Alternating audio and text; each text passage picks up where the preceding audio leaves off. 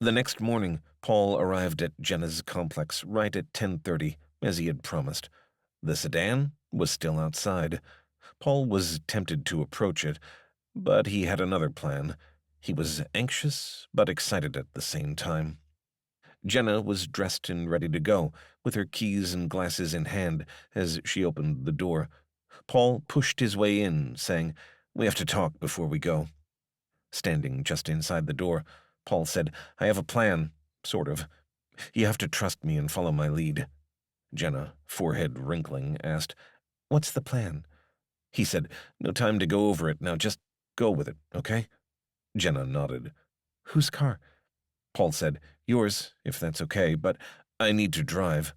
Jenna asked, "What about that guy out there? Won't he follow us?" Paul said, "Probably," as he pulled her out the door. They headed north on Mopac Expressway. Paul told Jenna they were going to stop and pick up burners as he exited Windsor and pulled into Tarrytown, Texaco. "Come on," he said. Jenna considered arguing, but remembered she had promised to follow his lead.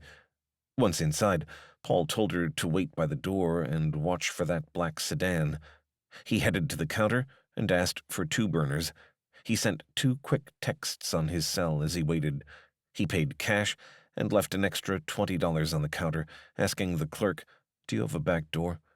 The clerk nodded and pointed to the back. Paul looked at Jenna, and she pointed, saying, "He's here." Paul motioned for Jenna to follow him, and they exited the back door.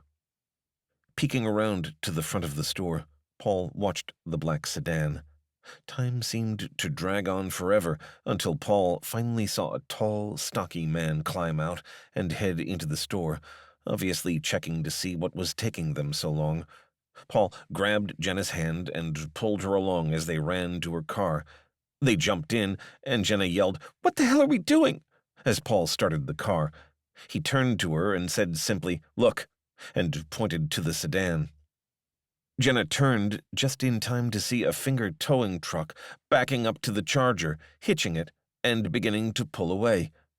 Paul swung his car around, opened the window, and hollered to the smiling driver, "Thanks, Reed."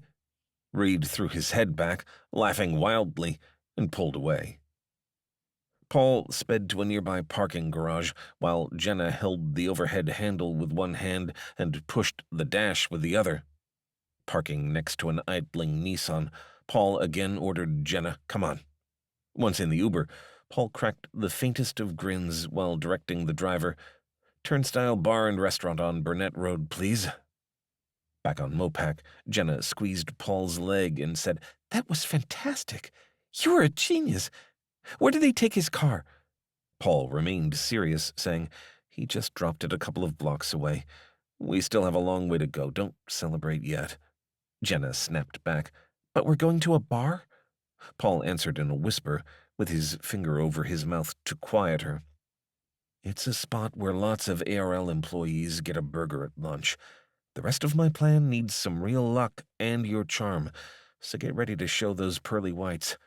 We are going to slip in with the returning lunch crowd and try to sneak through the gate with them." Jenna asked, "Then what?"